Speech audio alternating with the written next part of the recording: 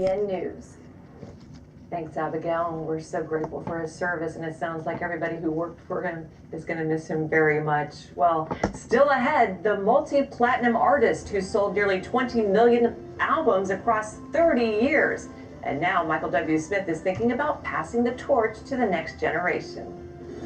You start to hear more clearly, and you start to see more clearly, and then all of a sudden, it's all the family thing. That's really the highlight of my life. The three-time Grammy Award winner talks legacy with our Scott Ross. That's next.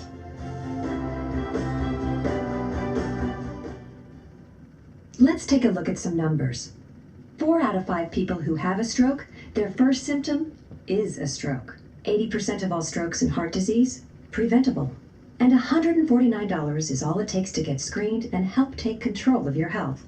We're Lifeline Screening, and if you're over 50, call this number to schedule an appointment for 5 painless screenings that go beyond regular checkups. We use ultrasound technology to literally look inside your arteries for plaque which builds up as you age and increases your risk for stroke and cardiovascular disease. And by getting them through this package, you're saving over 50%. So call today and consider these numbers. For just $149, you'll receive 5 screenings that could reveal what your body isn't telling you.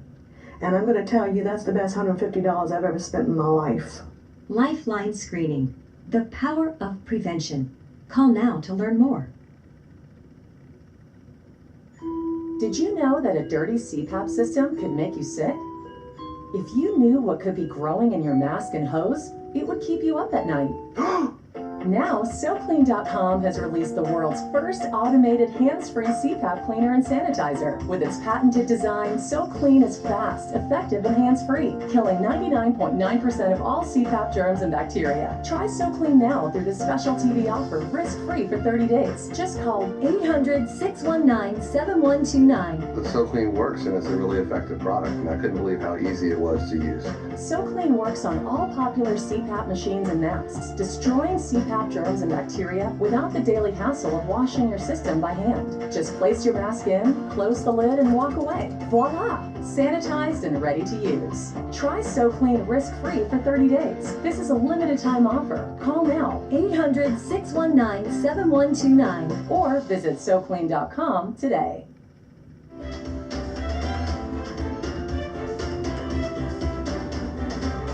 Well, Michael W. Smith is one of the most popular Christian singers of all time, but those closest to him know him simply as G Daddy.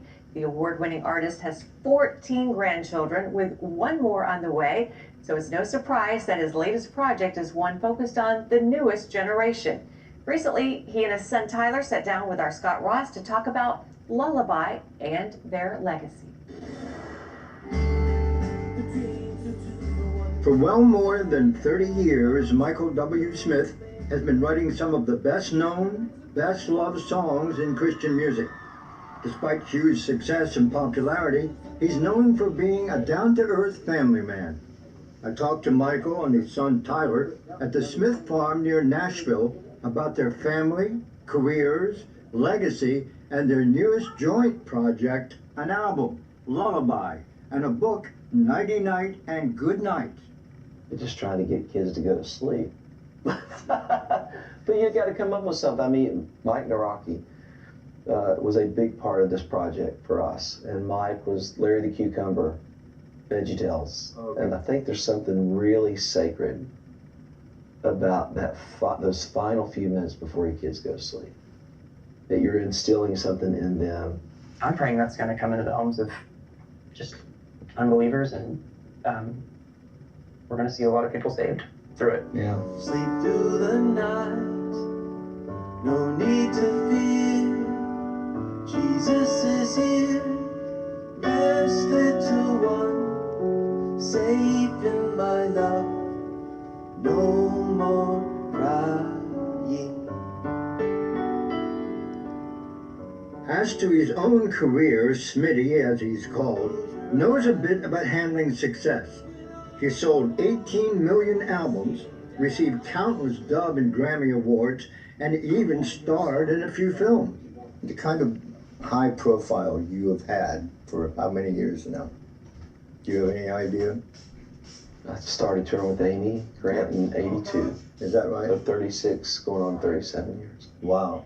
Okay, how have you been able to maintain the balance of husband and father and now grandfather, plus all the other projects you're involved in, and you're still working like a crazy guy?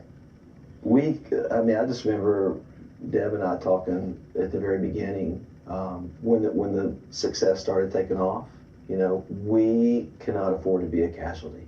And we are going to make some ground rules, and we're going to take sabbaticals, and we're going to make family first, period.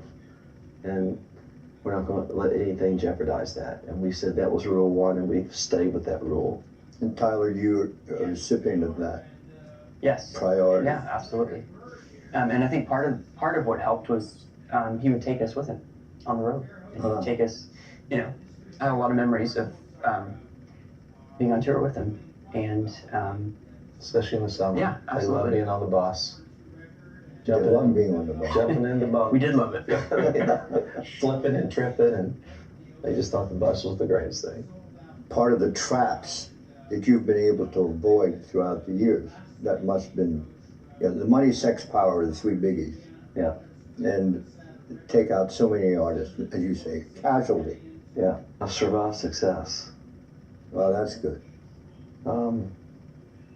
Thank God. Yeah. You know, and I think as you get older, you begin to realize what's really important. You realize it's not about you. And then you really realize there's that God-shaped hole that only He can fill. And, you know, you sell 1 million records, then for a lot of people, then you have to sell 5 million the next. And if you don't sell 5 million, you have to sell 10 million. It's just a never-ending cycle of just striving that can bring an early death to your life. You know what I'm saying? And hopefully you just keep falling in love with Jesus, you know, and you start to hear more clearly, and you start to see more clearly, and then all of a sudden, you know, Tyler's having kids, and my other kids are having kids, and it's G-Daddy time, and so it's all the family thing. That's really the highlight of my life. How many grandchildren now? 14, and another one on the way. Do you write? I do.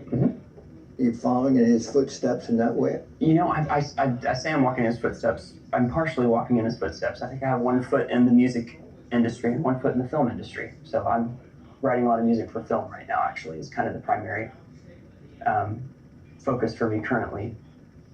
He's scoring 2 movies right now. So Really? He's not going to tell you that, but I will. So. Wow. In your generation of people, do they understand what the church is versus who Jesus is?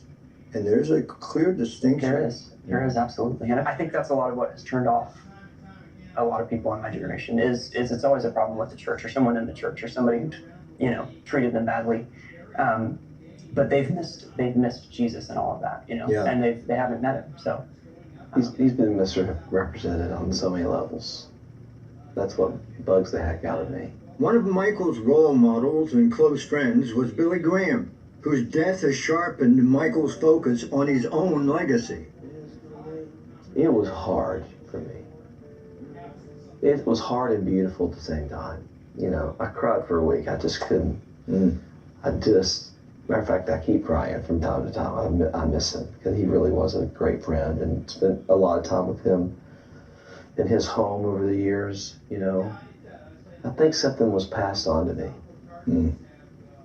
I think there's maybe more of an urgency for me in terms of what I'm doing every night, being more intentional. I definitely agree that a mantle has been passed. And I see it on my dad, absolutely. I believe he doesn't even quite know what he's about to step into, in my opinion. That God's got something huge. And that's exactly what we need right now is another, maybe not another Billy Graham, but what he had, I think, is what we need. So it's called anointing, I think. That's right.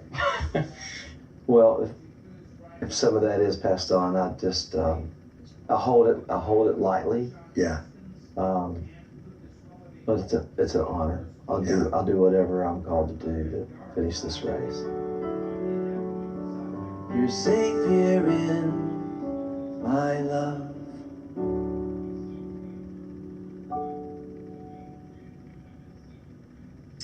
One of the greatest in Christian music, and by the way, Scott didn't mention, he's from West Virginia.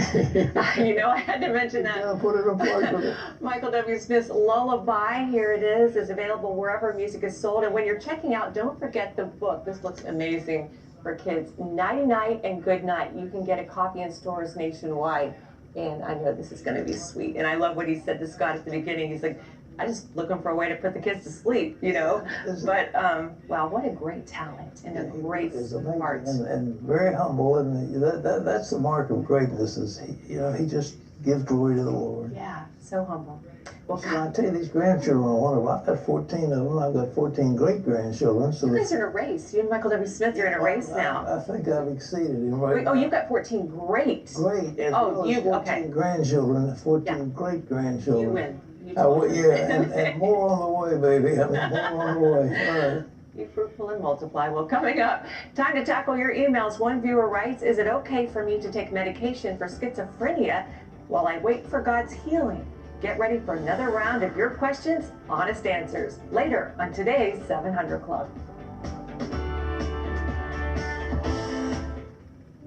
I was Muslim for 4 years. I had spells cast on me and just everything you could think of. I never got what I was looking for. There was no real power to change my life.